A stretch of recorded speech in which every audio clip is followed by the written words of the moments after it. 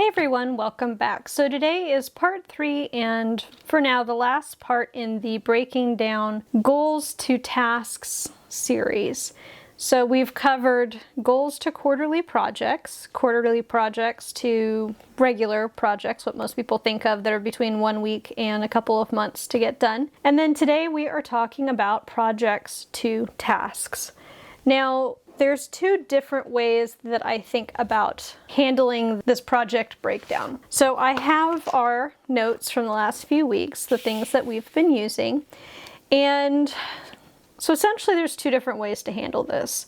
The first way is to do kind of a full project plan, if you will.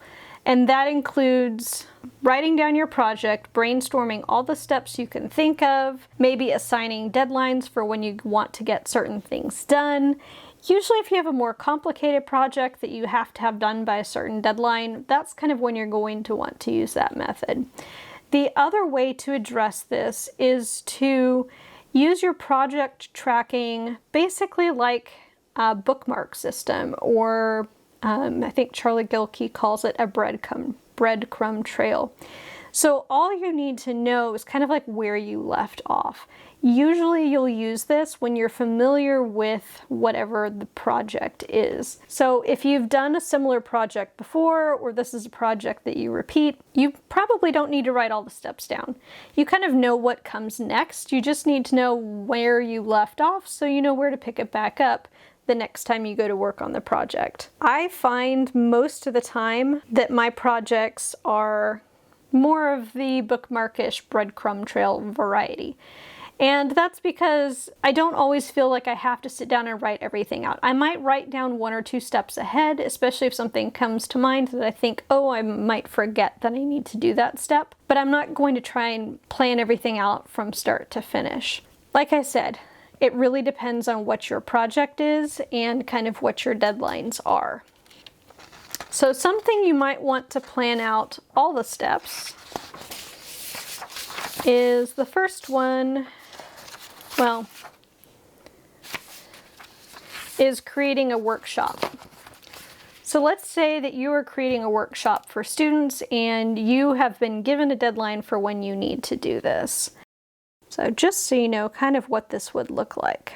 So we'll write workshop at the top so we know this is what we're working on. And just in case anybody's curious, this is half letter sized disc bound paper from Levenger, because I will probably get that question from somebody. But if you order a Circa disc bound notebook from them, it actually comes with this paper and it's very nice and fountain pen friendly for those who are curious. Anyway. Back to our topic. So let's say we're looking at this. We have decided there's basically 3 quarterly projects-ish. So let's say we've been given a deadline of, let's just say we've been given a deadline of 3 months from now. We'll say 10/1. So we have 3 quarterly projects. That probably means we're going to need to take a look at those and see if we can condense them at all. 3 months doesn't seem like a long time, but when you have 3 larger sized projects as a part of this, then you may need to speed things up. Hopefully some of this work has been done for you. So if I was looking at this as an entire project / goal, this write or outline workshop I would probably condense into 1 month. Now we've identified some projects in here and I think that these still stand. We talked about creating slides maybe being broken down into 2 tasks. Maybe you outline the content that you want on the slides and then you actually create the slides themselves. Creating the handouts and deliverables. It's a project. It'll take more than 1 step because chances are you'll need to put together whatever it is, export it if you're putting it out digitally, and then distribute it. Or maybe you need to print it out and get it ready to be handed out if it's an in-person class.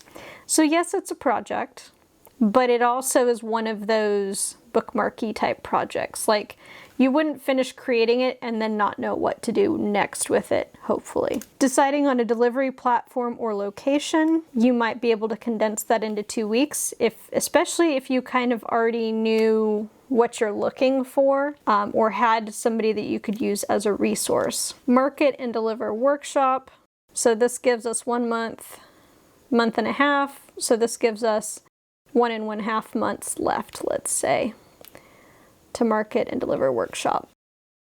So those, yes, I had identified them as quarterly projects if you didn't have a time frame, but if you were told in 3 months I want you to write and deliver a workshop, this might be what your timeline is starting to look like. So on this one, if you've never done this before, you might actually want to go ahead and break this down. So writing workshop might involve researching the topic. You might have somewhat of a familiarity with it, but there may be a few things that you need to look up to include.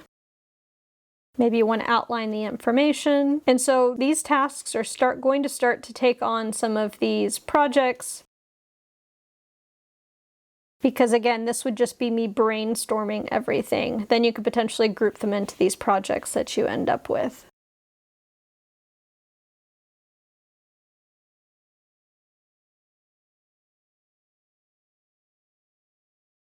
All right, so what I've written down: research topic, outline information, create slide content, create slides, create handouts, design 3 activities, 2 group, 1 individual. So maybe that's writing or outlining your workshop there, and that's put together. At the same time here, I would also probably add work on delivery and teaching. So that's basically practicing how you plan to offer the class. So when you're actually offering the class, that's not the first time you've tried to teach your own material. All right, so then the next one we have is deciding on a delivery platform or location. So then the next step might be that you need to talk to 2 different people.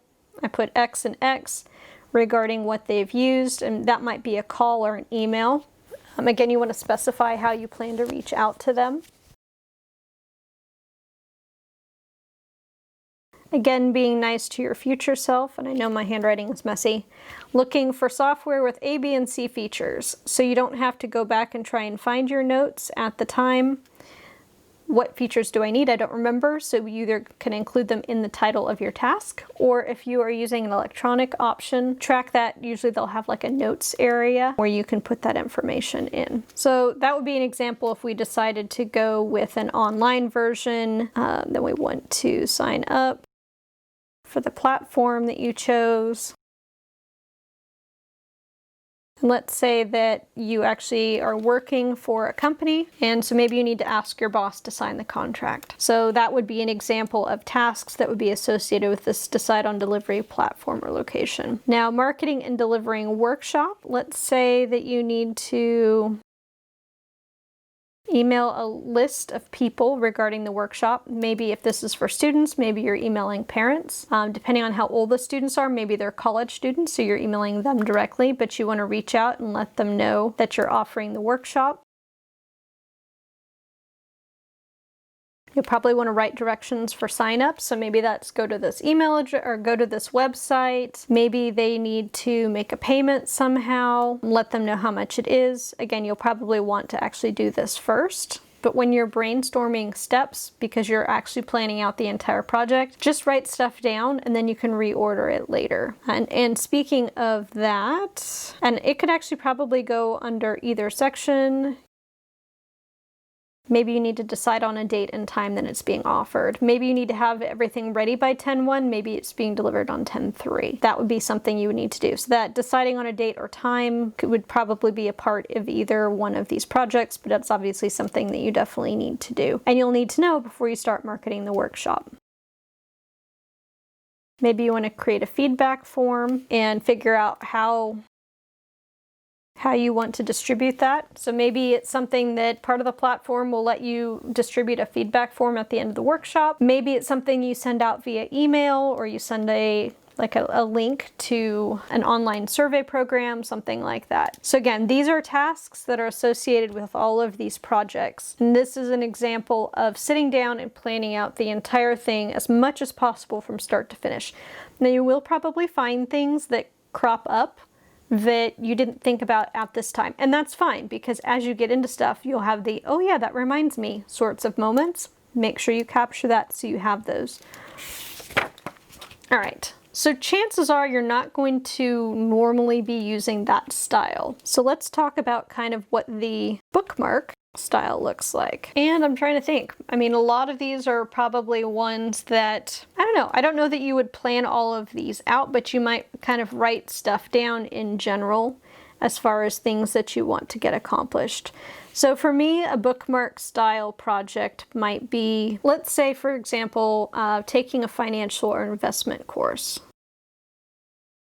Now, I could take the time and write down all the steps like I did here, but chances are the first thing you're going to want to do is look up suggested courses. So chances are that's all you're going to need to write down, because the next thing that's going to happen is when you look at all of those suggestions, one's going to appeal to you, and then you're going to sign up for it, and then you're going to take the class. So basically, this would be your first task associated with this project. Now let's say I've looked up options. I've asked a couple of friends what they thought, and they came back and they told me which one they really enjoyed and that they recommend I sign up for. So then my next task, because I've done this one, is sign up for class. Okay, that's well and good. So I sign up for the class, I pay for the class, I put it on my calendar. So the next thing that happens is maybe I get a list of books. So maybe I now need to purchase a book for the class. So I make a note of that on my task list. So I purchase the book, I pay for it, it gets delivered, and then I show up at class. That's great. Okay. So I'm not writing down every single step, but it's just kind of like I've paused. What's the next thing I need to do? So maybe once you're in the class, maybe they have some homework for you. So then, you'd write down task of homework number 1. It's that sort of thing. It's just kind of like, okay, I've paused. What do I need to do next? So when I look at my task list, I know what I need to do for the next thing. Hopefully that makes sense. The two different styles of breaking projects down into tasks. Now, we will get in a little bit later into how best to manage projects and tasks, but I do think that sometimes it's helpful to have categories attached to tasks. And for most people, it's not as granular as David Allen suggested in his original book, Getting Things Done. He had things that were just like, at anywhere, at computer, at phone, at email, that sort of thing. Because at that point in time when he wrote the book, a lot of those things were actually separate. But now we have these handy things called smartphones. So it's with us everywhere. So we don't have to separate all of that out. So usually what I find most helpful is to have an errands list. Maybe you have an at work list, an at-home list. There might be a few other things that kind of fit in with kind of your categories. You might have a large group of projects associated with a specific thing. So let's say you're doing your large home improvement project and you have done this whole list of tasks. And so maybe you want to kind of remember what task belongs to which room, because you have painting like 16 times. Probably not that many, unless you're breaking down like ceiling separated from walls and things like that. Cupboards, you might have it 16 times. But maybe you want to have an at kitchen list for now. It can go away when you're done working on the kitchen. Maybe you have an at bath list. So it's just a way to kind of group together specific tasks by location or by means of how things need to be done. Maybe part of your job is making a lot of phone calls. So maybe you want to have an at calls list. So all your phone calls are grouped together so you can kind of bulk and do them at one time. Maybe you're in a sales position or something like that where it's necessary. Same thing with emails. You might want to batch process those as well. And he actually started the categories with at because it would force it to the top of the list when you sort. You can take that at sign or leave it. It doesn't really matter. But the idea is to kind of have things grouped together. Nowadays in computer systems, you can use tags, and that would actually let you tag two things for the most part. Sometimes you can put things in folders. That generally means it can only go into one location. However that makes sense to you. You can think of these, if you have a single sheet of paper per task, you can think of these as folders, like manila folders you would stick stuff into. I don't know that Most people would keep a task on a sheet of paper. You might do that when you're kind of capturing, but I don't know that most people would do that. You'd have a giant stack of paper. At least I would. So anyway, but the idea is you want to try and group things together so you can batch process them. I mentioned in my last video, batching things together is an efficient way to get through stuff because there is an energy penalty for switching between tasks. So if you're already in a phone call-ish type mindset, you might as well go ahead and continue making phone calls until you're completely done. So same thing if you're writing. If you're really in the zone for writing, maybe you want to work on writing a bunch of letters at the same time or whatever. Think about how you can batch like tasks together so you can take advantage of the momentum you've already built in order to keep it going. So the tasks, I think, are fairly personal to each person as far as breaking things down.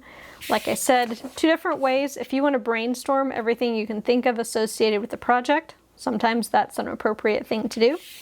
The other option is to handle it bookmark style. If you're familiar with kind of where you're going with it, or maybe even you're not familiar with it, but you can't see what the next step is, or the next 3 or 4 or 5 steps.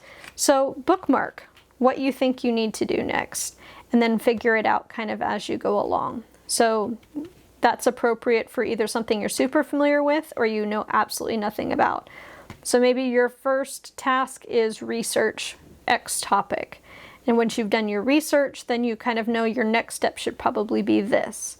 So you take that next step, and then the one you can think of after that, and then the third one, and then maybe you stop, so then you write down what you need to do next for that project. And then finally, just remember, batch things together as much as possible. If you're bouncing between making phone calls, trying to write letters, and then doing some super deep thinking work, and then immediately you're jumping out of it, it does take a toll on trying to switch between such diverse tasks. So it's probably best to try and batch things together. If you haven't done it before, at least try it and tell me what you think. See if it actually makes a difference for you. Hopefully that was helpful. Probably some of it is something you've heard before, but I'm hoping everybody got something useful out of that. If you have any questions, please leave them in the comments below, and I will see you in the next video. Thank you for watching. Bye!